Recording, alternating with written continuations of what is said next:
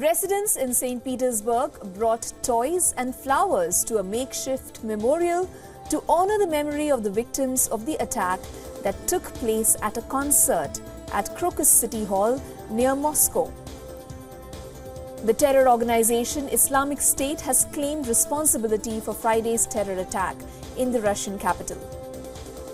At least 133 people killed and over 140 injured after 5 gunmen dressed in camouflage opened fire at people at a concert near Moscow.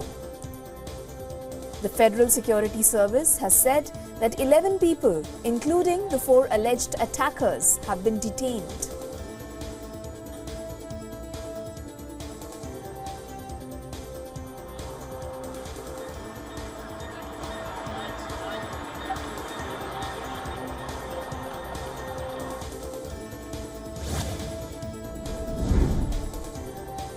Tributes were left outside the Russian embassy in Rome after a deadly attack at a concert hall on Moscow's outskirts left at least 133 people dead.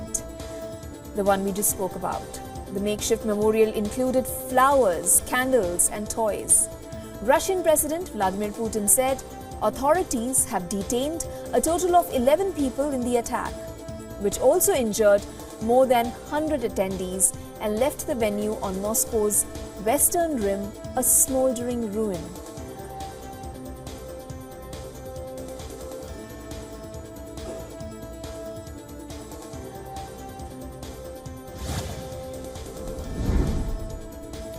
Dozens of Serbians laid flowers and lit candles in front of the Russian embassy in Belgrade to honor the victims of Friday's terrorist attack at the Moscow concert hall. The mourners carried flowers, stuffed toys and candles, queued in front of the embassy building and signed a book of condolence. The embassy was flanked by added security, consisting of masked and uniformed Serbian gendarmerie officers carrying rifles.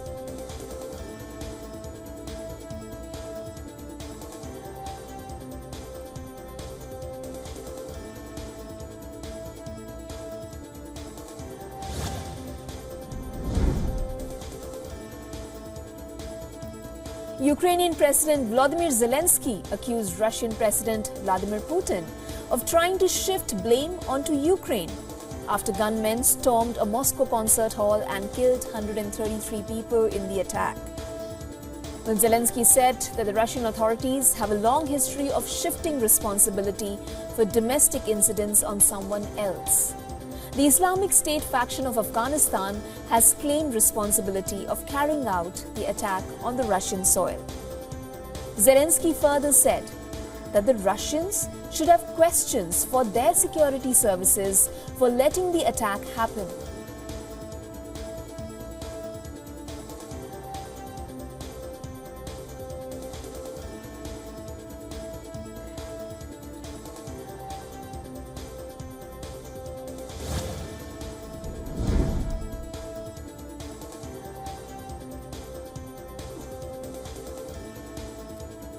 A day after Russian forces pounded Ukraine by damaging the country's largest dam, Ukrainian Energy Minister Herman Halushenko urged Ukraine's allies in the West to supply air defense systems to prevent against further attacks from Russia. Halushenko further said that Kyiv is running out of time to ensure its survival. Halushenko said Moscow combined sophisticated ballistic and cruise missiles with waves of cheap Iranian-made Shahed drones during the assault. Ukraine has increased shelling of Russia's Belgorod region along its northeastern border and has launched drone strikes targeting Russian oil refineries and other energy facilities.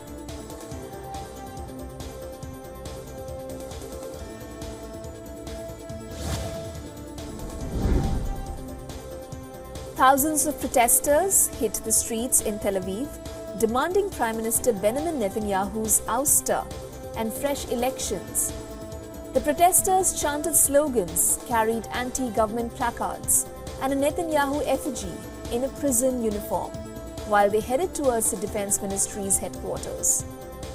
Protesters also demanded the government to make a fresh deal for the release of 134 hostages being held in the Gaza Strip, taken by Hamas militants during the October 7th attack. Now, according to the health authorities in the Hamas-ruled enclave, more than 32,000 Palestinians have been killed since the start of Israel's offensive in the Gaza Strip.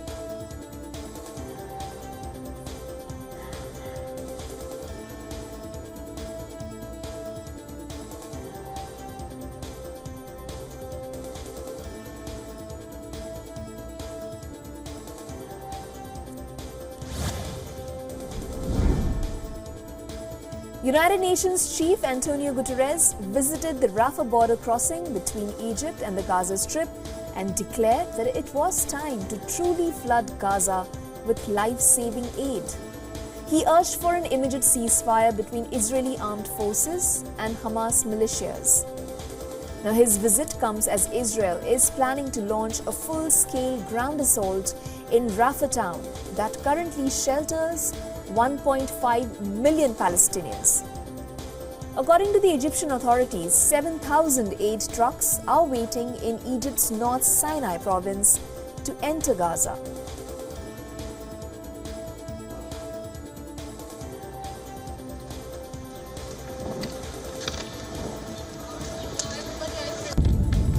A long line of blocked red relief trucks on one side of the gate.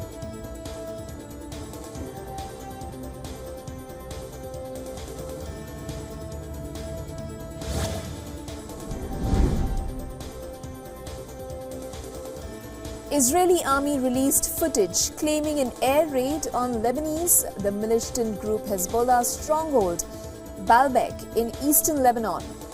According to the Israeli army, the strike targeted a manufacturing site containing weapons belonging to Hezbollah militias. The Israeli army also said that the aircraft has also struck rocket launchers directed at northern Israel earlier, as well as intercepted a number of launches. In response, the Hezbollah said it had targeted an Israeli missile and artillery base in Yoav and the Kailai barracks with more than 60 Katyusha rockets.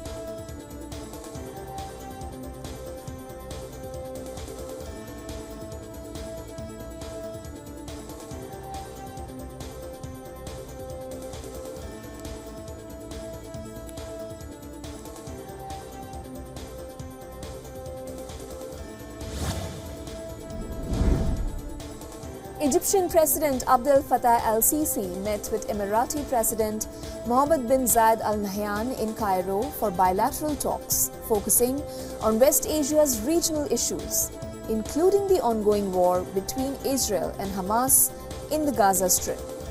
El-Sisi received bin Zayed at the Cairo International Airport. According to the Gaza Health Ministry, Israel's armed offensive has killed over 32,000 people, displacing 80% of the territory, 2.3 million people. As of now, an estimated 1.5 million Palestinians are now sheltered in Rafah town after fleeing Israel's offensive in northern and central Gaza.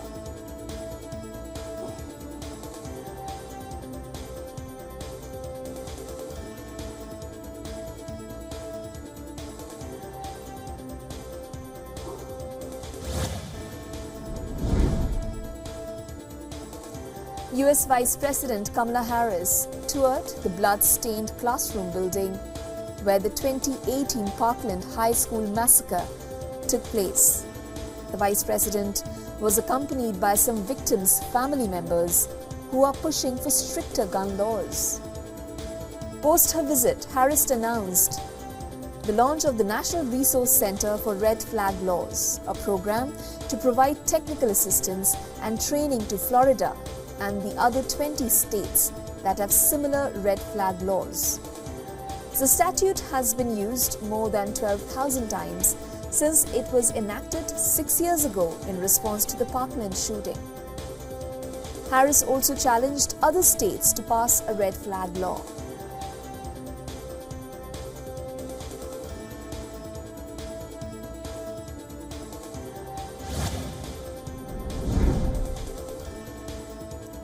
The Congress party has released its fourth list of Lok Sabha candidates. A big highlight, Uttar Pradesh Congress chief Ajay Rai will contest against Prime Minister Narendra Modi from Varanasi. Rai had also contested against Modi in 2014 and in 2019 and lost both times. In the 2019 general elections, PM Modi had defeated his nearest rival Shalini Yadav of the Samajwadi Party by 480,000 votes, while Ajay Rai bagged 152,548 votes and secured the third spot. Now, Ajay Rai got the 14.38% votes against Prime Minister Narendra Modi's vote share of 63.62%.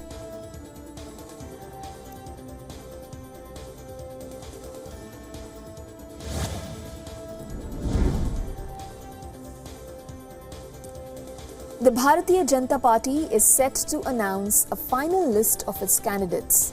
The election committee of the party met on Saturday to decide the names of candidates from the states of Uttar Pradesh, Rajasthan, West Bengal, Odisha and Andhra Pradesh. The suspense over the Raebareli Lok Sabha seat continues as the Saffron Party is yet to announce its contender, as it is being tipped that Congress leader Priyanka Gandhi Vadra could be the candidate from the Congress.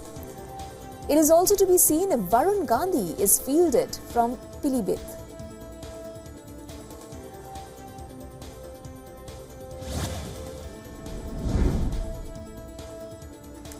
In West Bengal, the Communist Party of India announced candidates for 4 Lok Sabha constituencies.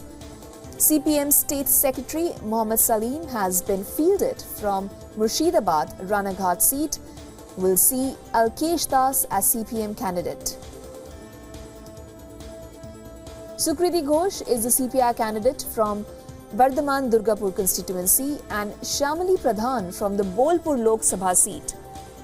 Chief Minister Mamata Banerjee Party All India Trinamool Congress has already announced its candidates for all the 42 Lok Sabha seats in the state of West Bengal.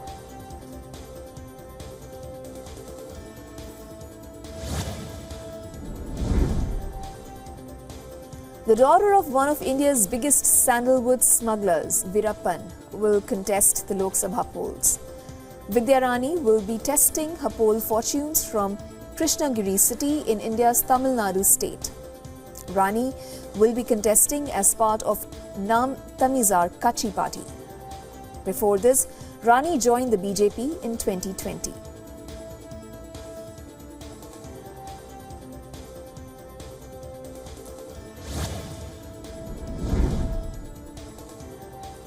Janata Dal United MLA Bima Bharti has switched her party to Rashtriya Janata Dal. She resigned from JDU party's primary membership on Saturday. Bharti is hoping to be confirmed as RJD's candidate from Bihar's Purnia district. A tussle has broken out between the RJD and Congress over this seat. Bihar is set to witness a 7-phase poll for its 40 Lok Sabha seats.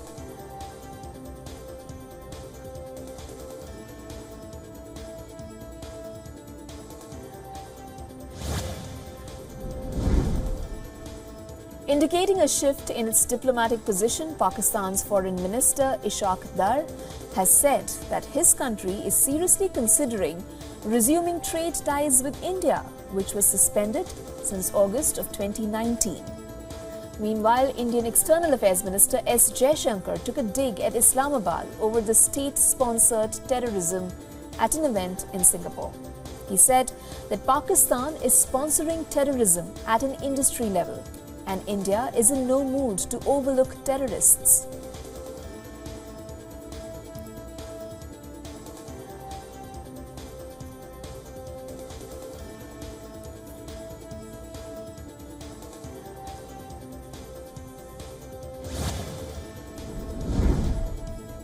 Protesters gathered outside the Foreign Office in London to protest against the new national security law that came into force in Hong Kong on Saturday.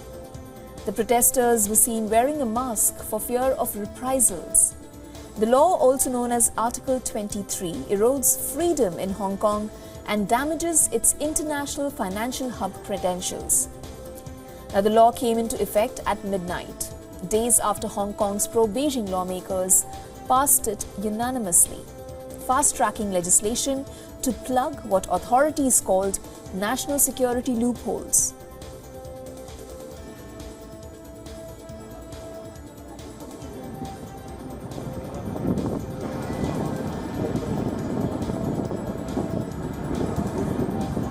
Free Hong Kong! Free Hong Kong! Free Hong Kong!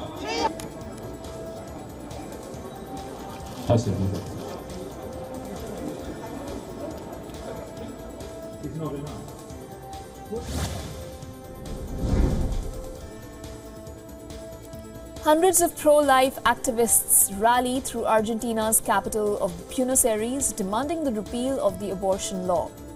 The protesters carried the banners reading, "No to abortion, Argentina without abortion." The protesters took out march to emphasize their commitment to defending life. The protest was led by religious groups and attended by a group of doctors who openly demonstrated against the right to elective abortion. Argentina's President Javier Milei expressed his rejection of the abortion law passed in the Latin American nation in December of 2020. During his presidential campaign, Javier Milei also promised to hold a constitutional referendum on the abortion law.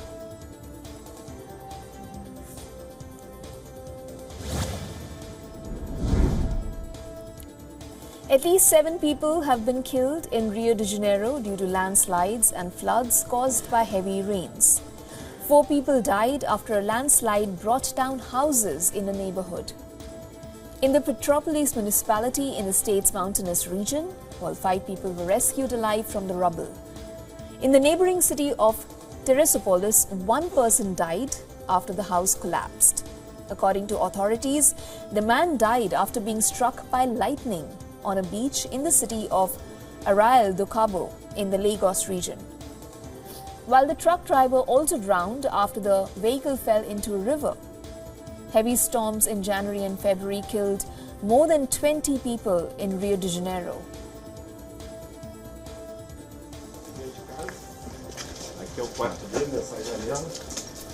Mas eu abro aqui.